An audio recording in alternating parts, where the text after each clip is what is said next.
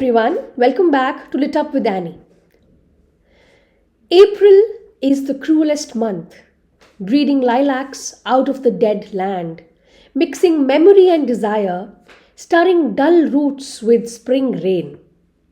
Now, this is how T.S. Eliot's The Wasteland begins.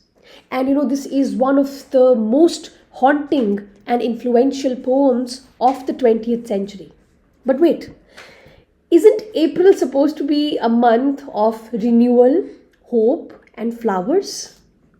So, what has T.S. Eliot done here? He's saying April is the cruelest month. Eliot flips the idea on its head.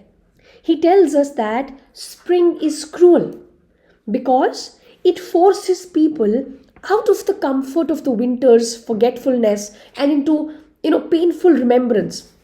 Now, according to Eliot, in the winter season we are it is like stagnation.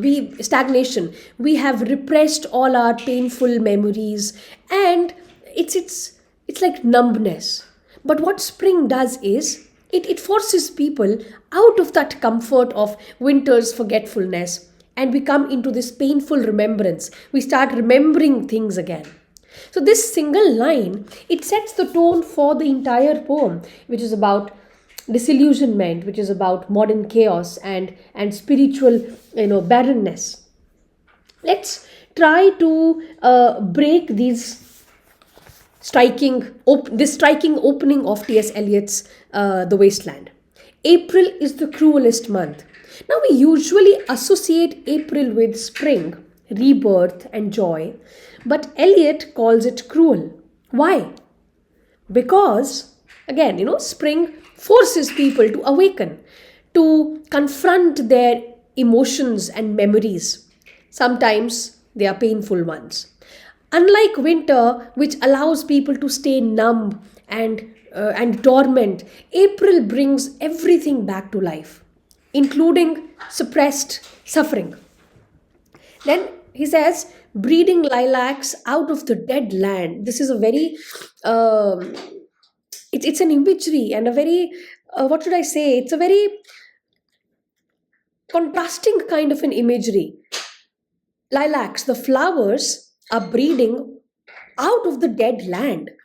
So lilacs are this flower. It's a symbol of beauty. It's a symbol of renewal.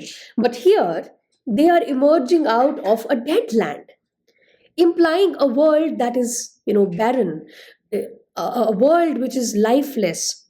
Or now, when we talk about Eliot, he usually talks about this spiritual barrenness, or spiritually exhausted world. So instead of celebrating growth, the growth of lilacs, he is presenting it as something which is unnatural or even painful. Then he goes on to say that mixing memory and desire. So spring doesn't just bring physical renewal, it stirs emotions. The warmth and bloom, it reminds people of past experiences, the past memories, and maybe there are some unfulfilled longings, some desire that you have. So this suggests that there's a tension between what was and what could have been. So mixing memory and desire, starring dull roots with spring rain, starring dull roots. Again, the roots were, all dull in the winter season, and as the spring comes with April, the spring rain is trying to stir those dull roots. The dull roots represent stagnation. Perhaps if it might be a metaphor for the emotional numbness of modern life. But spring rain, again, it is forcing them to wake up, just as change forces people to confront their feelings.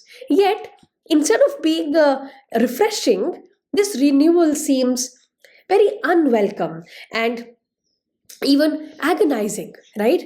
So these are the opening lines of T.S. Eliot's The Wasteland, and now read them together.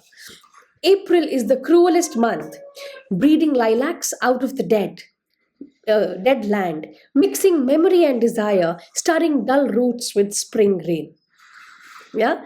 So I hope you understand this. And so Eliot flips this traditional idea of spring as a joyful season.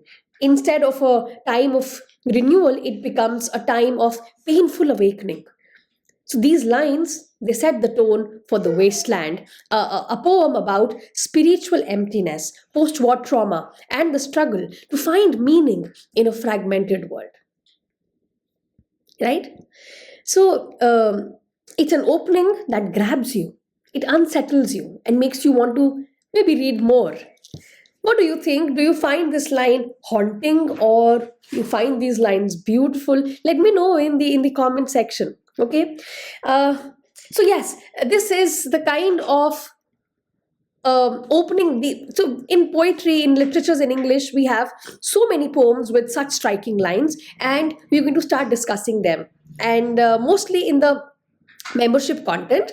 So if you're interested, if you would like to engage more with me, with these beautiful lines, poetry, and so much more to come, you can click on the join button. You will find it below, join button, and you can join the membership. It's very minimal for now. Maybe it will be increasing in the times to come. Short videos like these, and you will have MCQs to practice also, or you can take the full course, if you're preparing for NTA UGC Net English. And in that full course also, you will be able to access these videos. I'll give you that access of the membership only content also. So decide and let me know. You can connect with me over Telegram, and I will put the description in the description box. I'll put all the contact information. Okay. I hope to see you, many more of you, in my full course. It's very engaging, it's very fun, and very structured. Thank you everyone, and see you in the next session.